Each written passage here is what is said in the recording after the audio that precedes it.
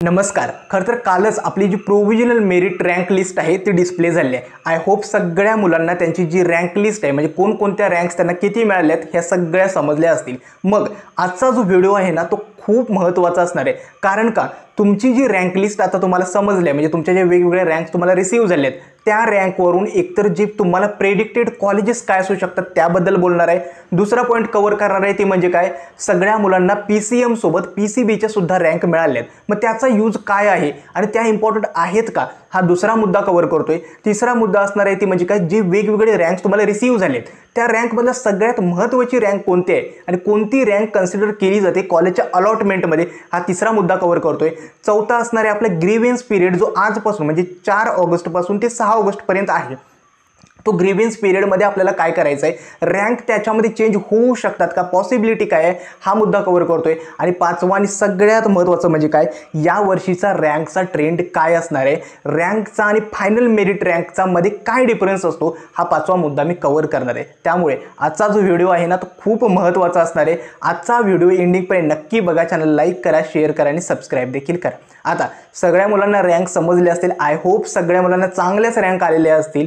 परंतु सगळ्या मुलांनी काय करायचं आपली जी रँक वगैरे आहे ना ती मला कमेंट सेक्शनमध्ये नक्की कळवा. मला माहिती आहे की सगळ्या मुलांच्या कमेंट्सला रिप्लाय देणे शक्य नाही परंतु जेवढे काही मला शक्य असतील ना त्या सगळ्या मुलांना मी रिप्लाय देतो. मात्र एक आहे तुमचे जे कमेंट्स आहे रात्री झोपण्याआधी मी सगळ्या मुलांचे कमेंट्स वाचतो. त्याच्यामधून काही चांगले टॉपिक्स वगैरे असतील ते मी व्हिडिओमध्ये किंवा जे काही क्वेरीज असतील ना ते मी व्हिडिओमध्ये कव्हर करायचा प्रयत्न देखील करतो. त्यामुळे कमेंट सेक्शनमध्ये सगळ्या मुलांनी आपली रँक आहे ना ती मला नक्की सांगा. ठीक आहे. आता येतो या वर्षीचा पहिला आणि सगळ्यात महत्त्वाचा पॉईंट म्हणजे काय PCBचे मेरिट रँकचे डिटेल्स या वर्षीच्या आपल्या प्रोव्हिजनल मेरिट लिस्टमध्ये कसे काय आले आहेत. खरं तर CET सेलने काय केले या वर्षीपासूनच म्हणजे या वर्षीच PCBचे जे डिटेल्स आहेत ना रँकचे डिटेल्स आहेत ना ते रिसीव्ह केले म्हणजे ते आपल्या प्रोव्हिजनल मेरिट लिस्टमध्ये ॲड केलेत. ठीक आहे. पहिला पॉईंट म्हणजे काय या मुद्द्यामध्ये एकतर PCBचे जे मेरिट रँक डिटेल्स आहेत ते सगळ्या मुलांना रिसीव्ह झालेले आहेत. फक्त तुम्हालाच आहेत असं नाही आहे. एखाद्या मुलाने PCBचा अटेम्प्टच नाही दिला आहे किंवा तुम्ही PCBचा स्कोर ॲड नाही केले तरीसुद्धा सगळ्या मुलांना PCBचे रँक डिटेल्ससुद्धा आलेत. मग CET सेलने असं काय केले खरं तर CET सेलने या वर्षीपासून काय केले जे काही स्पेसिफिक इंजिनिअरिंगचे कोर्सेस आहेत लाईक बायोटेक्नॉलॉजी इंजिनिअरिंग असेल किंवा बायोमेडिकल इंजिनिअरिंग वगैरे असेल या कोर्सेससाठी त्यांनी PCB किंवा नीट एक्झामचा स्कोरसुद्धा कन्सिडर करायला स्टार्ट केलेला आहे. ठीक आहे. त्याच्यामुळे या स्पेसिफिक ब्रँचेससाठी जर जे विद्यार्थी इच्छुक आहेत त्यांच्यासाठी या स्कोरचा यूज होणार आहे जे आपली PCBची रँक वगैरे मिळाली ना त्याचा. मग आता तुम्हाला याचा काय यूज आहे तुम्ही जस्ट ती जी रँक डिटेल्स आले ते इग्नोर करा. कारण का काही स्पेसिफिक ब्रँचेस आहेत याच्यासाठी या PCBच्या स्कोरचा यूज आहे. बाकी त्याचा काही यूज नाही. सगळा जो फोकस आहे तुमचा तो आपले PCBचे जे PCMचे जे रँक डिटेल्स पुन्हा एकदा सांगतो PCMचे जे रँक डिटेल्स आहेत त्याच्यावरती करा. आय होप हा पहिला पॉईंट समजला असेल की स्पेसिफिक कोर्सेससाठी स्पेसिफिक ब्रँचेससाठी या PCB एक्झामच्या मेरिट रँकचा यूज होणार आहे. बाकी त्याचा काही यूज नाही आहे. ओके. त्यामुळे हा विचार करू नका की माझे PCBचे डिटेल्स वगैरे काय आले याची रँक कन्सिडर होते का हा विचार करणं बंद करा. हा होता पहिला मुद्दा. दुसरा म्हणजे काय आता रँक्स जे आपल्याला मिळाले आहेत त्याचे वेगवेगळे अर्थ आहेत. ते रँक आणि सगळ्यात इम्पॉर्टंट रँक काय आहे आता प्रत्येक विद्यार्थ्याला नाही म्हटले तरी 4 ते 5 प्रकारच्या रँक मिळालेत. आता पहिली असते ती म्हणजे काय आपला स्टेट जनरल मेरिट नंबर म्हणजेच ऑल ओव्हर महाराष्ट्रामधून CET सेलकडे जेवढ्या मुलांनी अप्लाय केलं होतं त्या प्रोसेसमध्ये त्याच्यामध्ये तुमचा नंबर किती आहे ते दाखवतो स्टेट जनरल मेरिट नंबर. एखाद्याचा विद्यार्थ्याचा स्टेट जनरल मेरिट नंबर 8500 आलाय तर त्याच्या पुढे 8499 मुलं सगळ्या कॅटेगरीचे म्हणजे पूर्ण महाराष्ट्रामधून त्याच्या पुढे आहेत आणि त्याचा नंबर 8500 आहे हे दाखवतो स्टेट जनरल मेरिट नंबर. दुसरा आहे ते म्हणजे काय तो आहे युनिव्हर्सिटी जनरल मेरिट नंबर म्हणजेच स्पेसिफिक युनिव्हर्सिटीमध्ये लाईक समजा माझी शिवाजी युनिव्हर्सिटी ही होम युनिव्हर्सिटी असेल तर शिवाजी युनिव्हर्सिटीमध्ये माझा मेरिट नंबर किती आहे हे दाखवतो युनिव्हर्सिटी जनरल मेरिट नंबर. त्याच्यानंतर state category merit general number म्हणजेच काय समजा एखादा SC कॅटेगरीचा विद्यार्थी आहे तर महाराष्ट्रामधून जेवढ्या SC कॅटेगरीच्या मुलांनी अप्लाय केले CET सेलकडे त्याच्यामध्ये त्या स्पेसिफिक मुलाचा नंबर किती आहे हे दाखवतो SC कॅटेगरी म्हणजे तुमचा स्टेट जनरल मेरिट नंबर. आता ऑल इंडिया मेरिट नंबर म्हणजे काय ज्या मुलांनी JEE मेन्सचा स्कोर ॲड केला होता सगळ्या मुलांना JEE मेन्सच्या स्कोरवरती सुद्धा एक रँक भेटलेली असते ती असते all India general merit number. I hope हे तुम्हाला रँक आहेत ते वेगवेगळ्या प्रकारचे समजले असतील, किंवा लेडीजसाठी जेवढ्या मुलींनी अप्लाय केले ऑल ओव्हर महाराष्ट्रामध्ये त्यांच्यासुद्धासाठी एक वेगळा रँक दिला जातो. हे असतात रँकचे अर्थ. आता सगळ्यात इम्पॉर्टंट रँक कुठली, तर जेवढ्या रँक आहेत ना सगळ्या इम्पॉर्टंट आहेत. आपल्याला फक्त अंडरस्टँडिंगसाठी या रँक इम्पॉर्टंट आहेत, परंतु आपले जे कट ऑफ कम्पेअर करतो CET सेलच्या गेल्या वर्षीच्या ऑफिशियल कट ऑफ PDF आहे त्याच्यामध्ये सगळे मात्र स्टेट जनरल मेरिट नंबर आहे. आता तुम्ही पुढच्या मुद्द्यामध्ये हे कव्हर करणार आहे. ठीक आहे, रँक सगळेच इम्पॉर्टंट आहेत. मात्र एक लक्षात ठेवा की आपल्याला काय वाटत असतं की आपला रँक कमी आला आहे, होम युनिव्हर्सिटीमध्ये जास्त आला आहे. आता होम युनिव्हर्सिटीचा जो रँक आहे तो कमी असू देत किंवा जास्त, जे होम युनिव्हर्सिटी सीट्स आहेत स्पेसिफिक कॉलेजेसमध्ये त्यामध्ये तुमचा यूज होणार आहे. तुमचा कॅटेगरी रँक आहे तो कॅटेगरी सीटसाठी यूज होणार आहे. त्यामुळे सगळेच रँक इम्पॉर्टंट आहेत. एकाच रँकचा फायदा होतो असं काही नाही आहे, फक्त स्पेसिफिक कॉलेजेसमध्ये त्या रँकला जास्त महत्त्व येतं. ठीक आहे, हा होता दुसरा मुद्दा. आता तिसरा पॉईंट कव्हर करतोय ती म्हणजे काय, या वर्षीचा रँकचा जनरल ट्रेंड काय होता. एक तर मी कालच्या व्हिडिओमध्ये सुद्धा सांगितलं होतं की या वर्षी रजिस्ट्रेशन्स वाढलेत, म्हणजे अराउंड 1,91,000हून जास्त मुलांनी रजिस्ट्रेशन केले. त्याचा इफेक्ट मात्र आजच्या रँकवरून जी आपली रँक काल डिस्प्ले झाली त्याच्यावरती झाला. म्हणजेच उदाहरणार्थ मी 1-2 केस स्टडी केल्या. गेल्या वर्षी ज्या मुलाला 98% होते त्याची रँक अराउंड येत होती 5,000च्या अराउंड आली होती. यावर्षी 30 रँक 6,000+ झालेले आहे. ठीक आहे, गेल्या वर्षी ज्या मुलाला 88% होते 88% होते त्याला या वर्षी गेल्या वर्षी रँक अराउंड 27,000च्या दरम्यान येत होती. यावर्षी ती रँक 32,000च्या अराउंड आले. म्हणजेच काय, रजिस्ट्रेशन्स वाढले त्याचा इफेक्ट तुमच्या रँकवरती झाला. टॉपर्स मुलं वाढली त्यामुळे रँक थोडी जी आहे ना स्लाइटली म्हणण्यापेक्षा थोडी जास्त 5,000 ते 10,000चा फरक पडलेला आहे. ठीक आहे, मग आता प्रोव्हिजनल मेरिट लिस्ट डिस्प्ले झाले, फायनल मेरिट लिस्ट 8 ऑगस्टला डिस्प्ले होणार आहे. याच्यामध्ये आणि चेंजेस होतात. म्हणजे काय होतं, आपल्याला 3 दिवसांचा ग्रीव्हन्स पिरियड असतो, त्याच्यामध्ये काही मुलं कॅटेगरी वगैरे ॲड करतात त्यामुळे रँक वगैरे कमी जास्त होऊ शकते. मोस्टली कमी होत नाही, ती वाढते. म्हणजे एखाद्या विद्यार्थी समजा आत्ता रँक आहे ती 8,500 आलेली असेल तर ती ग्रीव्हन्स पिरियड नंतर फायनल मेरिट लिस्ट अराउंड 8,600 किंवा 8,800 येऊ शकते. ठीक आहे, त्यामुळे ही तयारी ठेवा. ही जी प्रोव्हिजनल मेरिट रँक आले ती तात्पुरती आहे. फायनल मेरिट रँकमध्ये अजून तुम्हाला तुमची घसरण रँकची दिसणार आहे. ठीक आहे, सो त्याच्यासाठी वेल प्रिपेअर्ड राहा.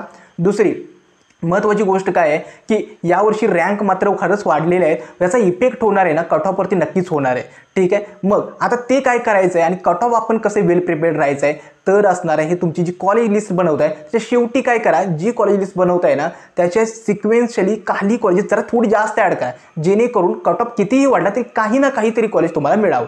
हा होता तिसरा मुद्दा. आता चौथा पॉईंट होतो ग्रीव्हन्स पिरियड. म्हणजे काय, ग्रीव्हन्स पिरियड आजपासून म्हणजे 4 ऑगस्टपासून ग्रीव्हन्स पिरियड आहे आपला स्टार्ट झाला आहे. मग याच्यामध्ये काय करायचं असतं, समजा एखादा विद्यार्थी होता SABC कॅटेगरीचा विद्यार्थी होता, त्याच्याकडे डॉक्युमेंट्स नव्हते म्हणून त्यांना रजिस्ट्रेशन आहे ओपन कॅटेगरीमधून केले, परंतु आता त्या मुलाकडे टोकन रिसिप्ट मिळाले. त्याला वाटतं आता मी SABC कॅटेगरीमध्ये कन्वर्ट करू शकतो. मग त्यांना आपल्या लॉगिन्समध्ये जायचे, ग्रीव्हन्स नावाचा ऑप्शन आहे तिथं क्लिक करून तिथं त्याच्यावरती ग्रीव्हन्स रेज करता येतो. मग आपले टोकन रिसिप्ट अपलोड करायचं, डिस्क्राईब करायचं की मी पहिल्यांदा या कॅटेगरीमधून रजिस्ट्रेशन केलं होतं, आता मला पुन्हा कॅटेगरी चेंज करायचं आहे. मग ते ग्रीव्हन्स तिथं सबमिट करायचा. तो ग्रीव्हन्स ते ॲक्सेप्ट करतात स्क्रुटिनी सेंटरवाले, जर तुम्ही ऑनलाईन स्क्रुटिनी निवडली तर, आणि तो ग्रीव्हन्स ॲक्सेप्ट झाला तर तुमची कॅटेगरी चेंज होऊ शकते.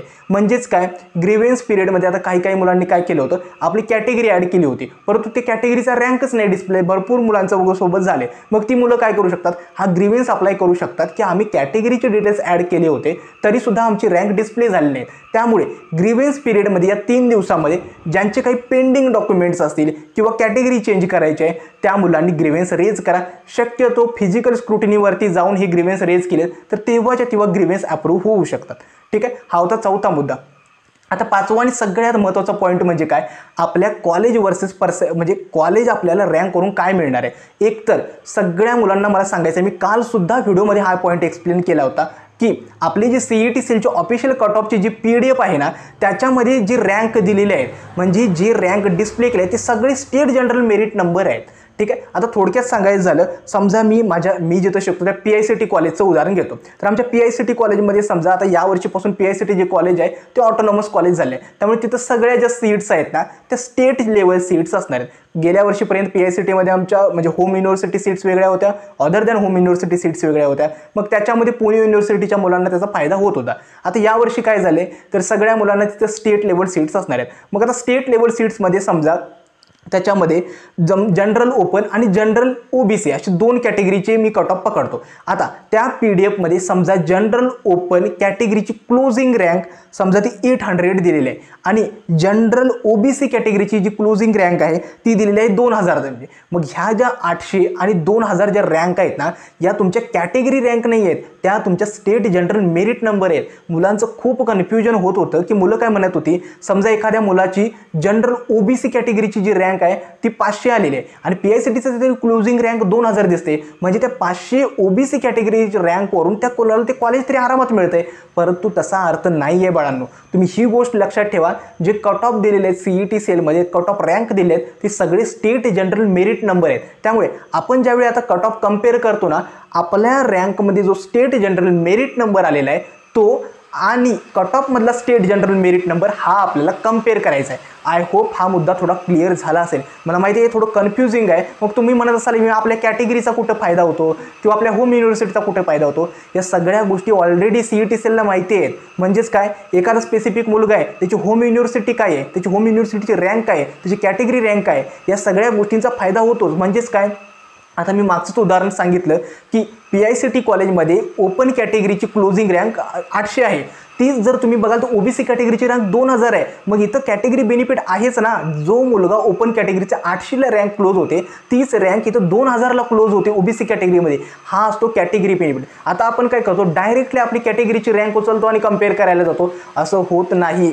त्यामुळे ही काळजी घ्या, जी रँक कम्पेअर करताय ती सगळे स्टेट जनरल मेरिट नंबर आहेत. आय होप हा मुद्दा तुमचा क्लिअर झाला पाहिजे. आता ज्या विद्यार्थ्यांची रँक खरंच खूप जास्त आले, म्हणजे 10,000हून जास्त आले, आता 10,000 प्लस ज्याहून कमी रँक आले ते सगळे 95+% विद्यार्थी आहेत. आणि ज्या विद्यार्थ्यांची रँक जास्त आले म्हणजे 10,000हून जास्त रँक आले त्यांच्यासाठी कॉलेज लिस्ट वगैरे कशी बनवायची आहे मी एकतर मागच्या व्हिडिओमध्ये पण सांगितले. मी येत्या 2 ते 4 दिवसामध्ये म्हणजे अप्रॉक्सिमेटली आपले कॅप राऊंड स्टार्ट होण्याआधी 4 दिवस मी काय करेल, सलग व्हिडिओ माझ्या चॅनलवरती रिलीज करेल, ज्याच्यामध्ये सुरुवातीपासून कॉलेज रिसर्च कसा करायचा आहे, तुमच्या पर्सेंटाईलनुसार कॉलेजेस कशी फाइंड करायची, ती कशी अरेंज करायची, कॉलेजचा रिसर्च करताना कोणकोणत्या गोष्टी आणि कोणत्या इन्साइट्स आपल्याला ध्यानात ठेवावे लागतात, कॉलेज सिक्वेन्शियली अरेंज करताना कुठे चुका करायच्या आहेत, या सगळ्या गोष्टी मी कव्हर करणार आहे. त्यामुळे ही काळजी करू नका.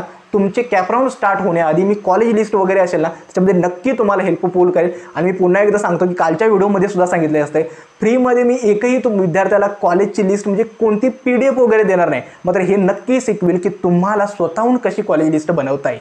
ओके, आणि मला स्वतःला माहिती आहे, नक्कीच सांगतो ते व्हिडिओ खूप हेल्पफुल होते. आता होतं असं की तुम्ही सुद्धा या रँकच्या वगैरे सगळ्या घाई गोंधळामध्ये आहातच. ओके, येथे 2 ते 3 दिवसात मी ती व्हिडिओ रिलीज करायला स्टार्ट करेन. ठीक आहे, आय होप तुम्हाला प्रोव्हिजनल मेरिट लिस्टमध्ये सगळे जे डाऊट्स होते ते क्लिअर झाले. आणखीन रँक जास्त आले, 1,00,000 आले, 80,000 आले, 60,000 आले, मग आपले ॲडमिशन होणार की नाही, अशा गोष्टींमध्ये विचार करू नका. सगळ्या मुलांना व्यवस्थित चांगली कॉलेजेस मिळणार आहेत. इनटेक वाढवलेले आहेत, नवीन ब्रँचेस स्टार्ट झालेले आहेत. त्यामुळे काळजी करू नका की रँक किती येऊ देत. ओके, कम्पेअर करताना ट्राय करा की रँकच्या एक कुठं रँक कम्पेअर करत बसता, त्यापेक्षा डायरेक्टली पर्सेंटाईल कम्पेअर करा.